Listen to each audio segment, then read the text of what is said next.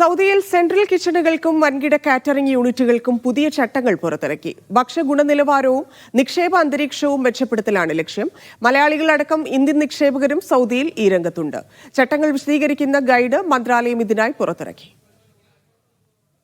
നിർമ്മാണത്തിൽ തുടങ്ങി ലൈസൻസിംഗ് മുതൽ നടത്തിപ്പിലുൾപ്പെടെ പാലിക്കേണ്ട ചട്ടങ്ങൾ വിശദീകരിച്ചാണ് മുനിസിപ്പൽ മന്ത്രാലയത്തിന്റെ പുതിയ ഗൈഡ്. ഇത് മന്ത്രാലയത്തിന്റെ വെബ്സൈറ്റിൽ പ്രസിദ്ധീകരിച്ചു. സെൻട്രൽ കിച്ചണുകൾ, വൻകിട കാറ്ററിംഗ് സ്ഥാപനങ്ങൾ എന്നിവക്കാണ് ചട്ടങ്ങൾ ബാധകം. സ്ഥാപനത്തിൽ സാക്ഷ്യപ്പെടുത്തപ്പെട്ട ഭക്ഷ്യസുരക്ഷാ വിദഗ്ധന്റെ സാന്നിധ്യം വേണം.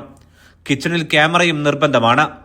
അംഗീകൃത ഇലക്ട്രോണിക് പേയ്മെന്റ് സംവിധാനങ്ങൾ, ജീവനക്കാർക്കായി റെസ്റ്റ് റൂമുകൾ, ചേഞ്ചിങ് റൂമുകൾ എന്നിവയുൾപ്പെടെ പ്രത്യേക സൗകര്യങ്ങളും ഒരുക്കണം.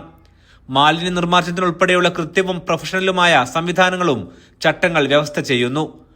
ഒന്നിലധികം റെസ്റ്റോറന്റുകൾക്ക് ഭക്ഷണ വിതരണം നടത്തുന്നവയാണ് സെൻട്രൽ കിച്ചൺ എന്ന കാറ്റഗറിയിൽ വരിക. ചട്ടങ്ങൾ പ്രകാരം സൗദി ബിൽഡിംഗ് കോഡ് അനുസരിച്ചാകണം സ്ഥാപനത്തിന്റെ നിർമ്മാണം. സ്ഥാപനത്തിനകത്ത് നിശ്ചിത ഉയരം പാലിച്ചിരിക്കണം. മതിയായ പാർക്കിംഗ് സംവിധാനം, വായുസഞ്ചാരം ഉറപ്പാക്കൽ, ശീതീകരണ സംവിധാനം, ജീവനക്കാരുടെ സുരക്ഷ ഉറപ്പാക്കാനുള്ള മാനദണ്ഡങ്ങൾ പാലിക്കൽ എന്നിവയും നടത്തിയിരിക്കണം. ചൂടധികമുള്ളതും അപകട സാധ്യതയുള്ളതുമായ ഭക്ഷ്യവസ്തുക്കൾ കൈകാര്യം ചെയ്യുമ്പോഴുള്ള ചട്ടങ്ങളും ഇതിൽ പറയുന്നുണ്ട്. Aftab Rahman, media 1, Riyadh.